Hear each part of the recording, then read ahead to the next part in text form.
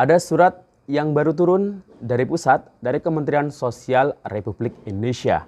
Hal ini terkait mengenai data penyaluran bantuan sosial PKH tahap 1 tahun 2022 yang sudah dicairkan mulai Februari kemarin dan juga persiapan untuk data penyaluran PKH tahap 2 tahun 2022. Nah, apakah ini kira-kira jadwalnya sudah mendekati? Dan di dalam surat ini ada aturan terbaru dari Kementerian Sosial terkait mengenai jumlah bantuan uang yang diterima oleh para KPM PKH. Yang di sini ternyata sudah diketahui penyebab mungkin ada yang tidak sesuai dengan komponen yang ada dalam keluarganya. Atau bahkan ada yang menerima lebih daripada biasanya. Nah, bagaimana penjelasan selengkapnya? Nanti akan kita bahas, kita kupas isi dalam surat ini. Dan sebelum kita lanjut, kita intro dulu.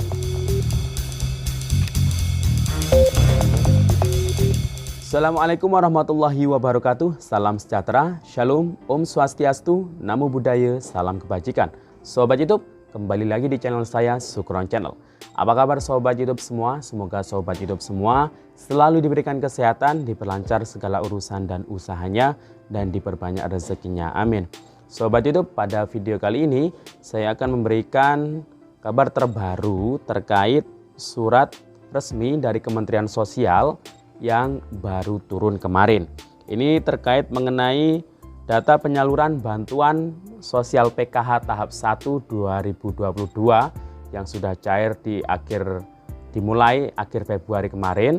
Dan juga persiapan data penyaluran PKH tahap 2 tahun 2022 yang kira-kira akan dicairkan di bulan apa ya. Nah, di dalam surat ini ada aturan terbaru ternyata untuk para KPM PKH.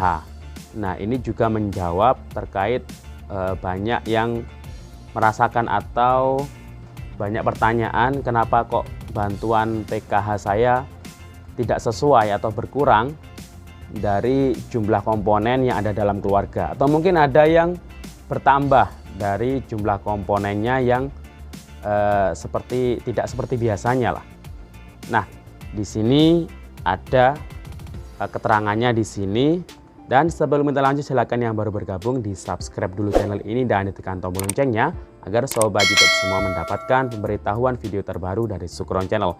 Dan jangan lupa di-share di berbagai media sosial dan di-like apabila sobat YouTube suka dengan video. Oke sobat YouTube, kita lanjutkan pembahasan pada video kita kali ini. Nah sobat YouTube, nanti akan kita bahas ya terkait mengenai perihal atau isi surat terbaru, surat resmi dari Kementerian Sosial Republik Indonesia yang ditujukan kepada Kepala Dinas Provinsi, Kabupaten, kemudian Koordinator PKH se-Indonesia.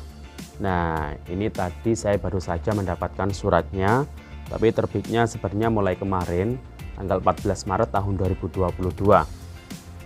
Nah, dalam surat ini, dalam rangka pengendalian implementasi PKH di daerah, khususnya yang terkait dengan penyaluran bantuan sosial PKH, bersama ini disampaikan beberapa hal sebagai berikut.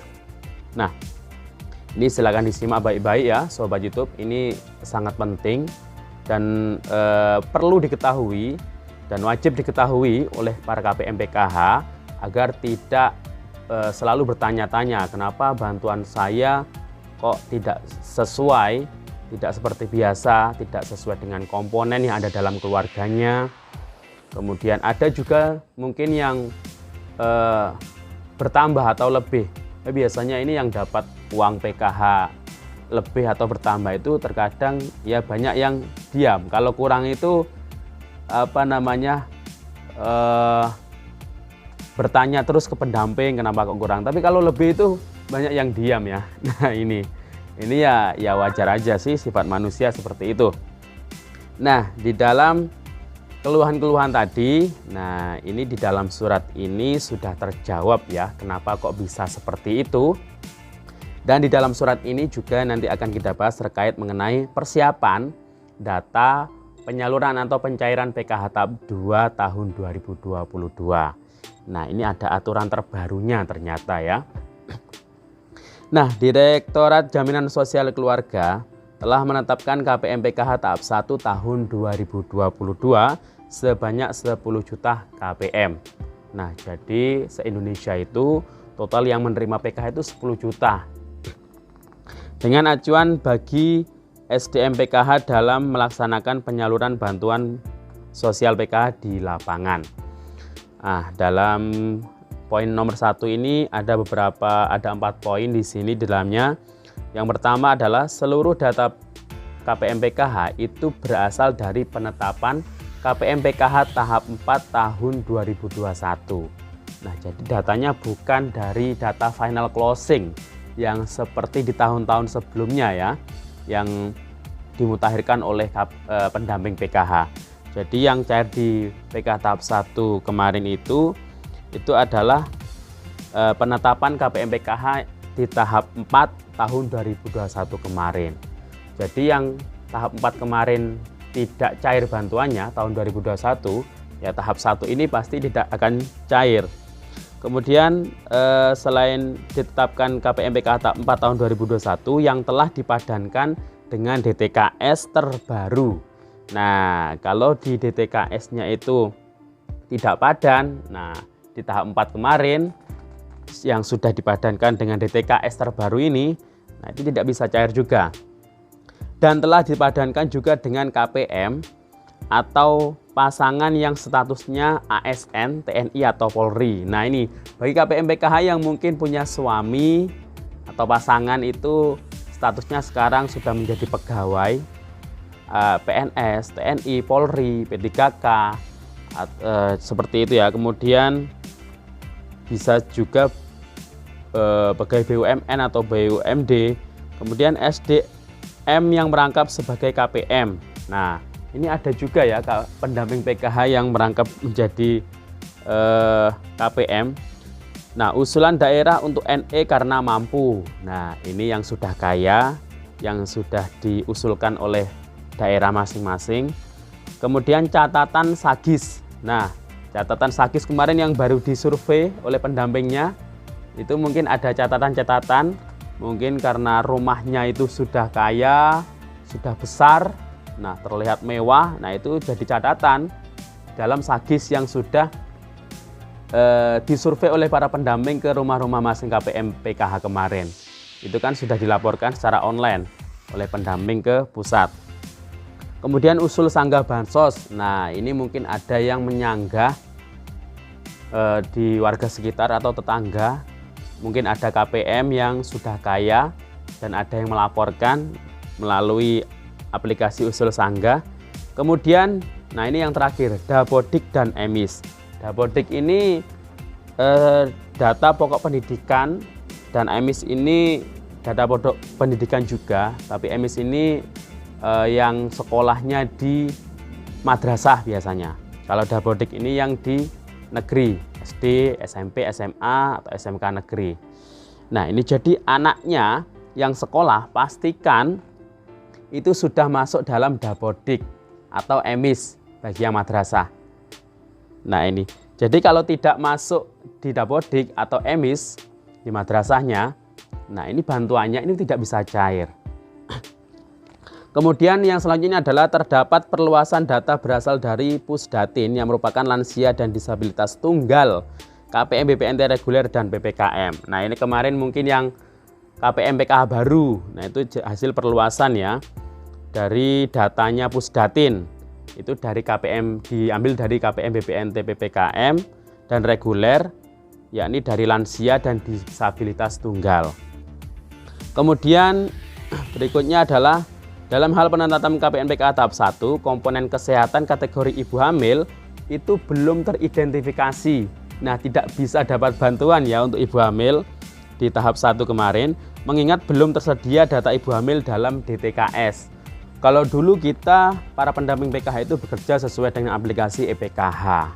Jadi, kalau sekarang itu didasarkan pada DTKS, bukan aplikasi EPKH yang dipegang pendamping. Jadi pengelolanya bukan pendamping sekarang ya untuk perubahan-perubahan komponen atau kategori seperti ibu hamil ini. Dan di DTKS itu tidak ada untuk menu ibu hamil. Jadi nggak bisa dapat bantuan itu untuk ibu hamil sementara ini. Kemudian yang berikutnya adalah, nah ini faktor penimbang yang terdapat di dalam SK kepesertaan PKH. Ini yang bagi yang sudah cair bantuannya atau yang akan cair di tahap 2 nanti. Nah ini tetap dibatasi 4 orang dalam perhitungan bantuan sosial. Jadi dalam satu keluarga komponennya itu tetap maksimal 4. Kemudian yang pertama, anak usia dini itu maksimal 2 anak, tetap ya. Ini aturan terbarunya ya. Kalau ibu hamil di sini tidak ada, jadi nggak dapat bantuan sekarang ibu hamil yang masuk dalam kategori dalam keluarga PKH. Kemudian yang kedua adalah anak sekolah SD atau SMP atau SMA, maksimal itu yang terhitung 4 orang. Nah, jadi kalau ada anak SD, punya anak SD 4, semuanya masuk hitungan. Kemudian kalau punya anak SD 1, SMP 1, SMA 1, kan 3. Ini semua masuk hitungan.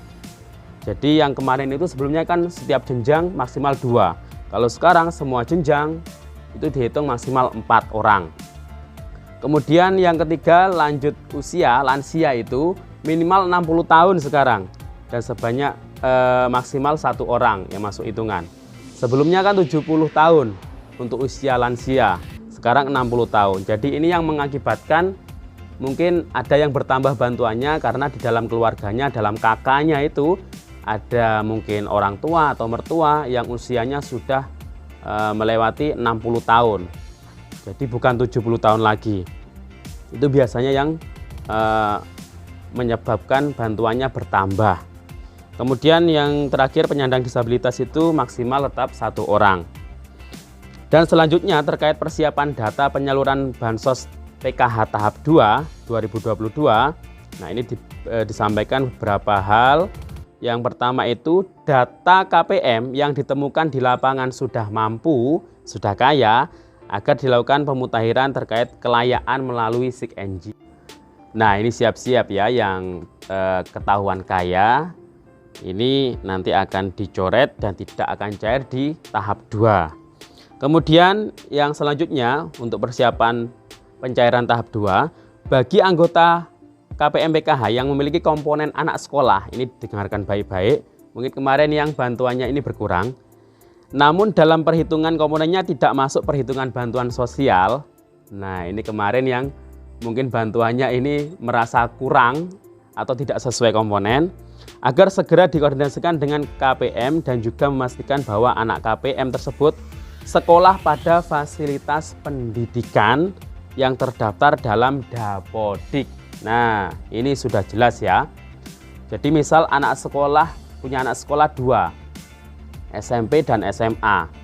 Ternyata bantuannya itu yang masuk cuma SMP Rp375.000, sedangkan yang SMA Rp500.000 yang seharusnya didapatkan itu tidak ada. Ternyata sesuai dengan surat ini, anak yang SMA tadi itu berarti tidak masuk Dapodik, atau mungkin sekolah di tempat atau sekolahan yang tidak terdaftar di Dapodik untuk sekolahannya. Mungkin yang swasta yang tidak terdaftar di Dapodik. Jadi ya silahkan dipastikan ya anaknya agar bersekolah yang sudah terdaftar di Dapodik jika ingin bantuannya untuk PKH ini sesuai dengan jumlah komponennya. Jadi sekarang itu untuk bantuan PKH untuk anak sekolah itu dilihat itu dari langsung terhubung ya di Dapodik. Jadi siswa ini sudah terdaftar di Dapodik atau belum. Kalau sudah terdaftar ya bantuannya itu untuk PKH ya akan sesuai. Ini biasanya juga dilihat dari atau mengacu pada bantuan PIP. Biasanya bantuan PIP itu tidak bisa cair atau lama tidak cair karena nama anaknya itu tidak terdaftar dalam Dapodik. Nah itu ya. Demikian info dari saya. Sampai jumpa di video selanjutnya. Untuk kapan bantuan PKH tahap 2 cair, tunggu informasi selanjutnya. Ya semoga saja sebelum Lebaran sih. Karena mulai bulan April, Mei, dan Juni ini memang untuk jadwal pencairan PKH tahap 2. Tapi tepatnya tanggal berapa, bulan apa, kita tunggu saja. Demikian info dari saya, sampai jumpa di video selanjutnya. Wassalamualaikum warahmatullahi wabarakatuh.